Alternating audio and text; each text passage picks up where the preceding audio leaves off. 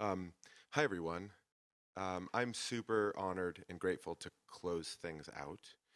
I'm going to, the way I'm going to try to close things out is to give you just a tiny little bit of information about myself and Region Network so that you have a sense of where I'm coming from, right? Not to convince anyone or to sort of like really go through in detail what we're trying to do, but to give everybody just like a little bit of flavor of what I'm bringing, the ancestry or lineage of thought, the ethical foundation, the way in which we're trying to approach things. So just a little bit of that.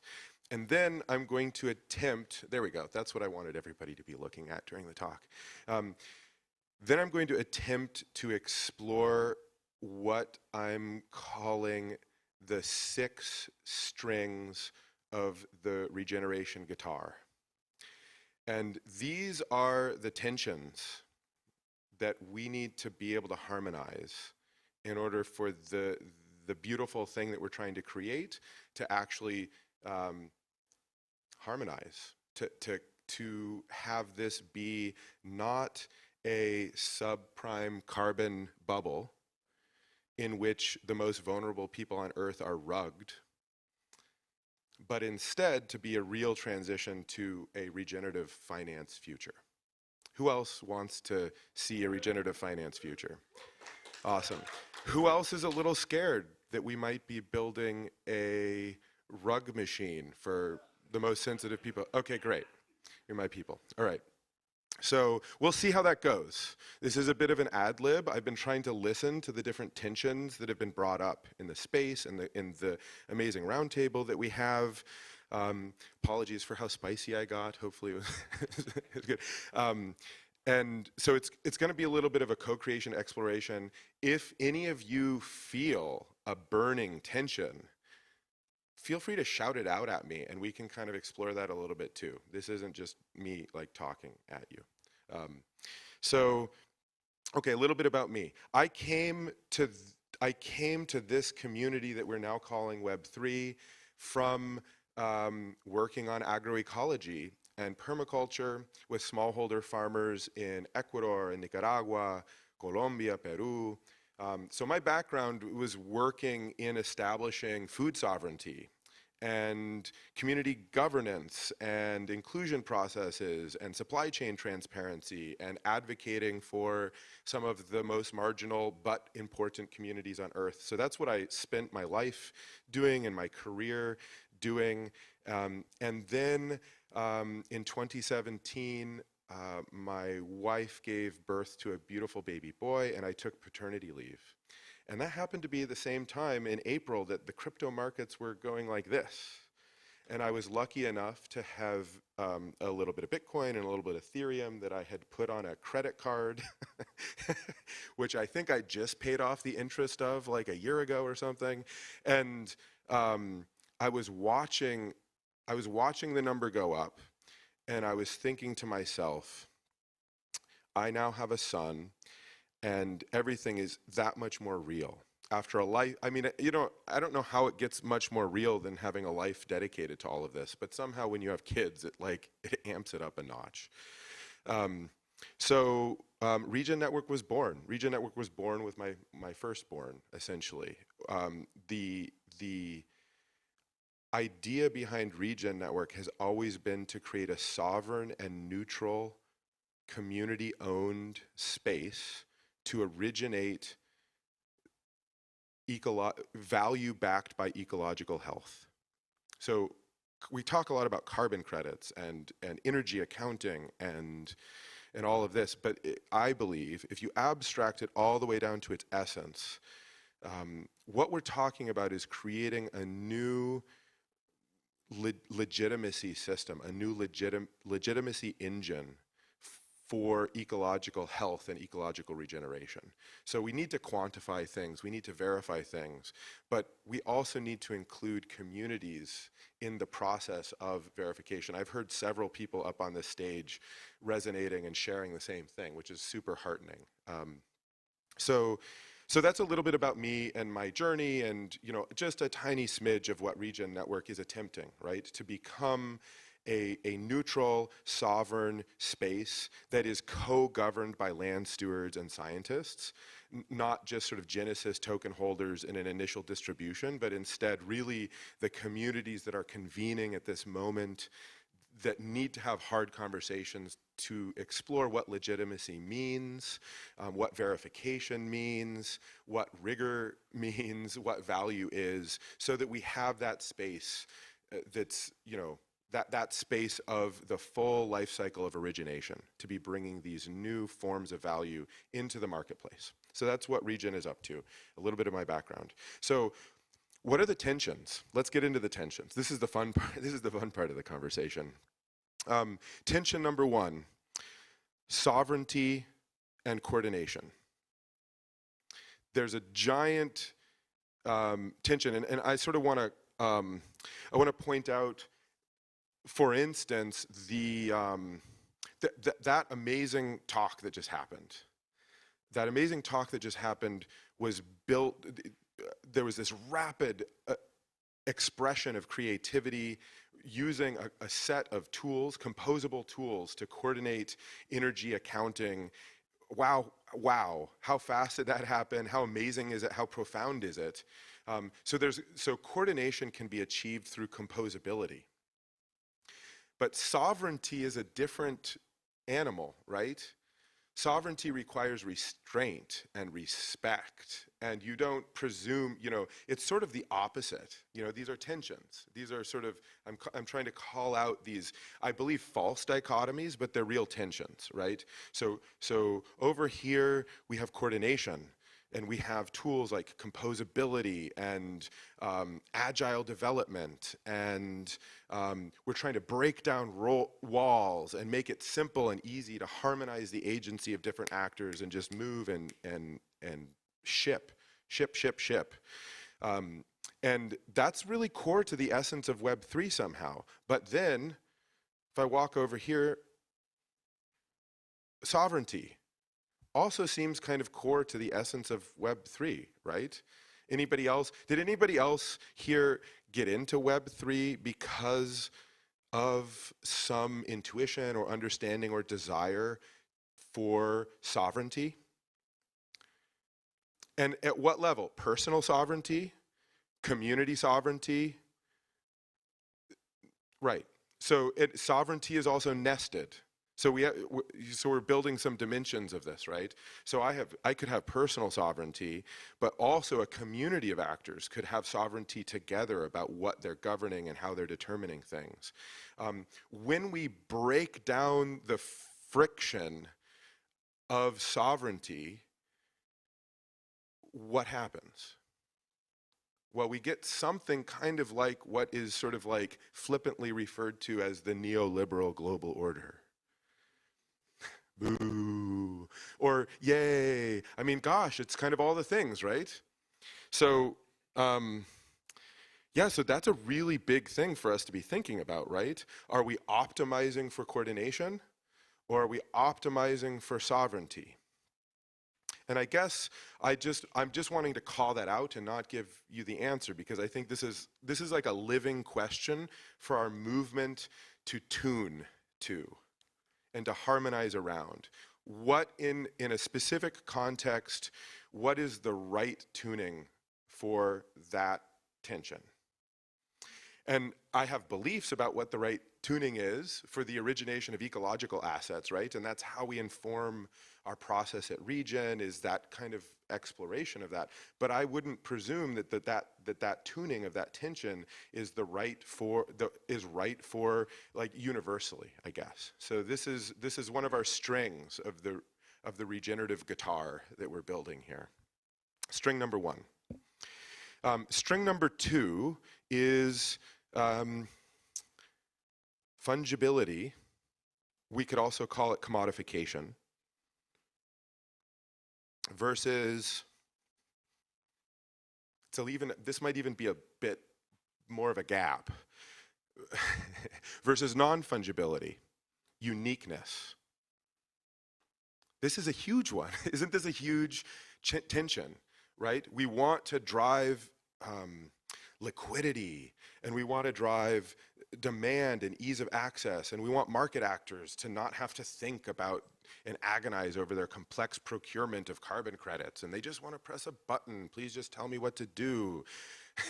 And then on this side, we want to have, deep, authentic connection with specific places and people. We want to know that the money is going directly into the hands of the land stewards. We want to know everything about the specific renewable energy credit or carbon offset credit or insetting claim or ESG report. And we want to have a relationship with it, because if anything, again, maybe we live in a world that's optimized for fungibility right now. And because of that, we live in a world that's yearning for the meaning that is only available from uniqueness and from an understanding of our own individual and community place within that uniqueness. So we're all yearning and searching and desiring for that. So to me, that's what's so exciting about NFT, the NFT boom and movement, is experimentations in reweaving ourselves into relationship with one another through that non-fungibility. So this is another one of our tensions, right? This is another one of the core questions that we as a movement, as a community, as a set of actors, really need to be contemplating and tuning. And again, I guess my proposition is that there isn't going to be a universal key that we're tuning to. It's going to be different. What's the song we're playing? Who are the people we're playing it to? What's the context? Okay, so that's string number 2 of the tension. So string number 3, and I just want to call myself out here. I don't even know what string number 3 is. But I'm pretty sure there's 6 of them. There you go. Let's do it. So masculine and feminine, yin and yang, dark and light. It doesn't need to be gendered. This isn't gender. This is the essential yin and yang of the universe. But interestingly enough, there's always like the little bit of the yin and the yang and the yang and the yin, and that's sort of the meta, right? Because every one of these is a polarity, and we are always searching for the third thing that brings them together in harmony, that we're strumming. So in the movement, masculine and feminine, gosh, there's a lot of dudes in here. And the same is true we struggle with this at R&D Inc. and in Regen Network. How do we cultivate, how do we, both express the feminine inside of a male-bodied human, and how do we accept that? There's so many dimensions of this. But also, let's just land that question in. How are we as a movement making space for the non-masculine skills and needs to nurture all of this, to midwife all of this into being? What does that look like? And what do we need to do to make that? And I learned this when my wife was giving birth. Chop wood and carry water. Sometimes you, as a dude, you just need to get sent out to chop some wood. Meanwhile, all the hard work is happening. Meanwhile, the real thing is happening. The real miracle is taking place. So what do we need to do where we need to, this is how I'd express that tension. How do we need to be as a movement in order to appropriately channel the masculine need to be just like getting the thing done,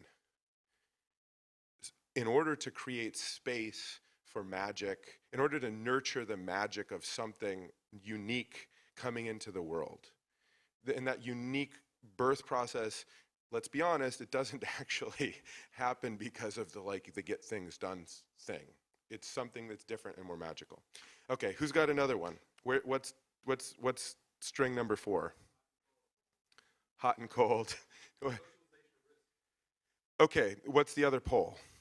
Individual risk versus socialization of risk. How are we distributing risk? This is a huge one. I think this one,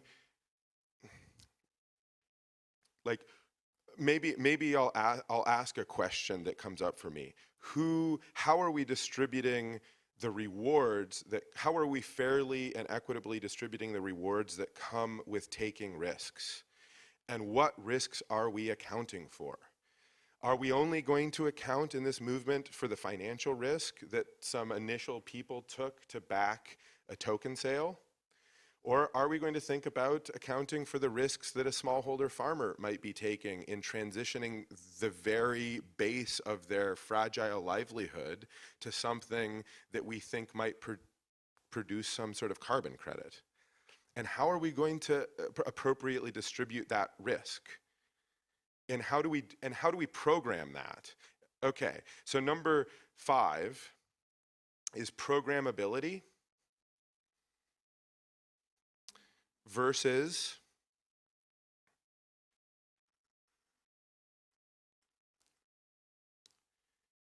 spontaneity. So what happens when we so going back up a string, what happens if we program the algorithm of risk distribution and the socialization of risk, and who decides that? And how are we going to ensure that if that isn't appropriately calibrated to the situation in such a way that actors that are currently marginalized and vulnerable and happen to be the most important people in stewarding the regenerative renaissance, if it's out of calibration, how are we going to ensure that we can upgrade the program? Right? So another way to talk about programmability and spontaneity in maybe a more Web3 sort of cliche, I think would be immutability versus mutability. Have anybody heard Michael Zargham talk about his perspectives around how we're all getting it wrong, that immutability is really the thing that we should be talking about? In conversation, I've heard him explore this continuum of immutability versus mutability and say the question really is, what's the level of mutability and the process to mutate that is safe for the given cyber-physical system that's being designed? So it's a real conversation, right? It's a real thing to tune. What are we choosing to automate is another way to ask that question. What gets programmed and automated and we're good and we trust it and we reify our behavior patterns and our assumptions about how the world works and it's just on autopilot? And what are the things that we're like, no, I need a real-time live wire relationship to the thing that's actually taking place? So that's string number 5. Who wants to close us out? Yes, I was hoping somebody would say that. That's it. I think we actually might have hit the 6. So, okay. I'll ask a set of questions that this brings up that I think are sort of the foundation of the refi movement. What is the role of, what's the rights and responsibilities stack for any given resource or space or community? Currently, we have a system in which private property is sort of the operating system that a lot of the world is using, but not all of it. Do we want, are we going to transcend that by going in deeper? And, that tends to be, I think, the propensity of this movement, right?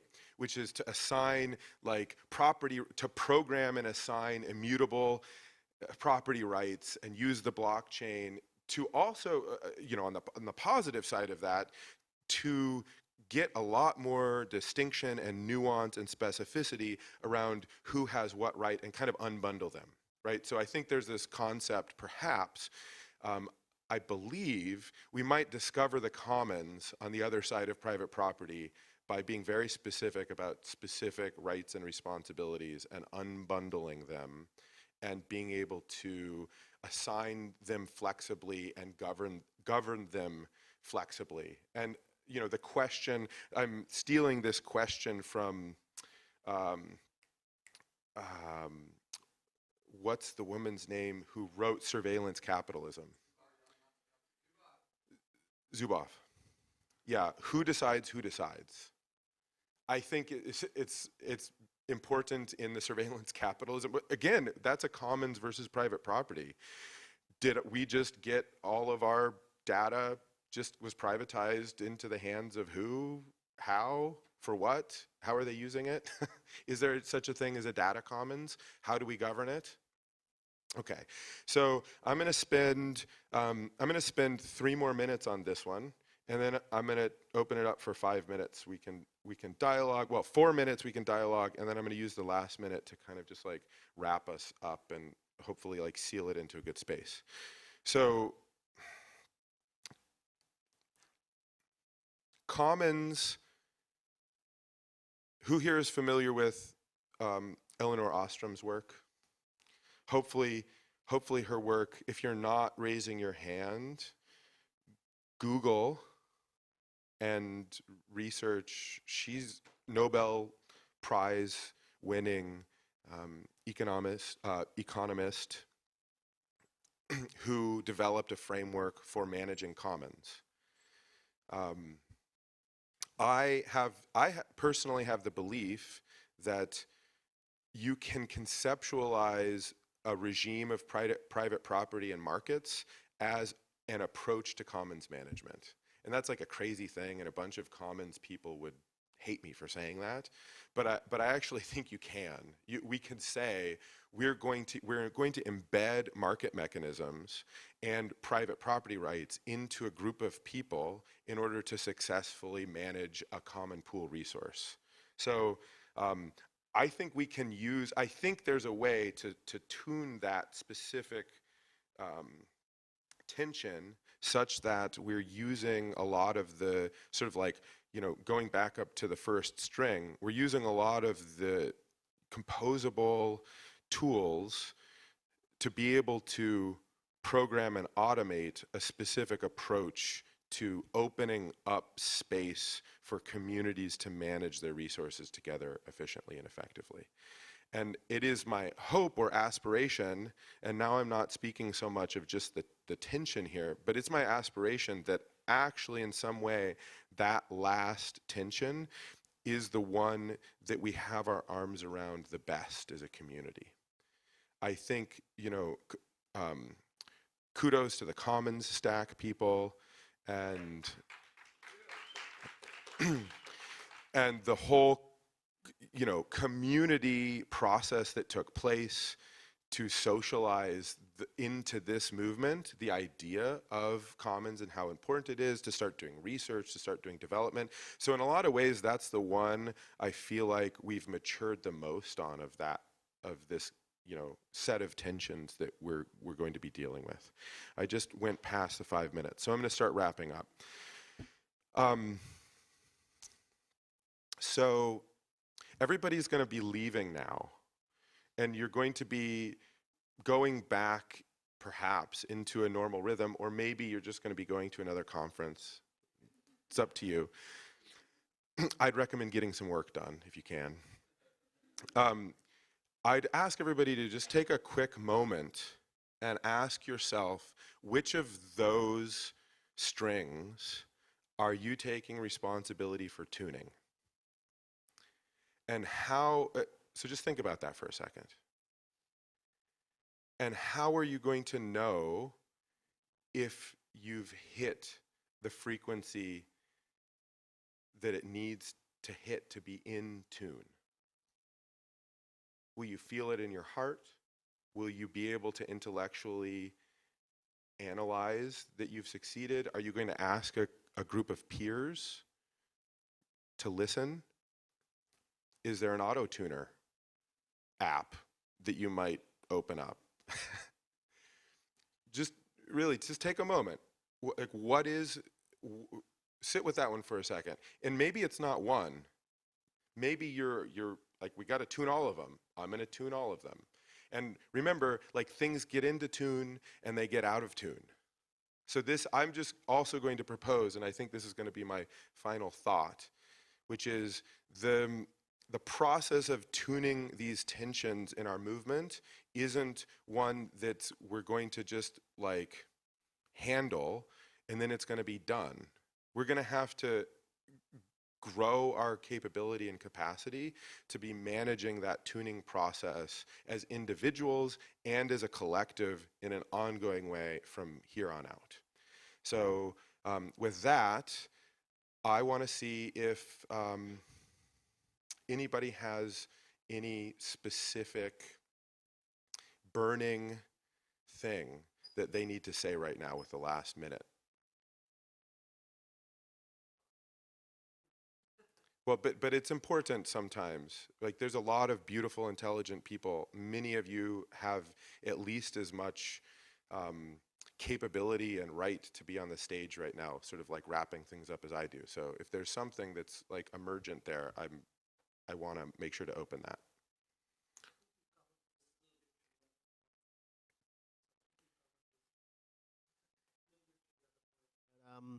How do you see the regional movement, especially around the governance models for something like hyper distribution versus very tightly localized, verticalized stacks for solutions, right? Because in some cases, it's very appropriate to have hyper localization, tightly thick. In other cases, you might want to have very wide sort of distribution, and that gives you the strength of what you can deliver as a solution as a community. So, how do you see the governance models today in terms of maturity to deal with these scenarios? I think we just got a seventh string. So, or, you know, this sovereignty, this is really kind of sovereignty and coordination is the tuning here. So, I mean, you know, I will out myself for those of you who don't know. I'm a Cosmos maximalist. Hi, everybody. I'm probably the only one here. Why? Because I think that that community is asking that question, which is, I think, really important. How do it, and it fundamentally has to do with legitimacy and you know, that tension between sovereignty and coordination. What's the right? So I believe that we need to have open, composable tools that allow any community to create the state machine and consensus about the things that they need and want at the lowest cost possible with the highest security possible, and not enforce people, not try to coerce or force, cajole, or you know, any of those other adjectives, people onto a coordination system that doesn't make sense for their context. And we do need global coordination systems and trust systems that sort of that nest together in some way. And I happen to believe that you really need to think about, like, ultimately this question, I think, needs to boil down to what in a proof of stake system at least, or proof of authority, you know, who's deciding who's deciding? What is the token distribution? Who are the people who are maintaining the trust and legitimacy in the system? And does that match the community representation that's needed to self-govern and generate the outcome that's wanted, right? And so I think there's a lot of opportunity for us as a movement to be quite generous in ensuring that the right people are maintaining that very deep level of sovereignty, because I think we can interoperate and coordinate with, you know, with this technology as we think about using IBC or other sort of cross-chain systems to interoperate. So with that, I'm super grateful.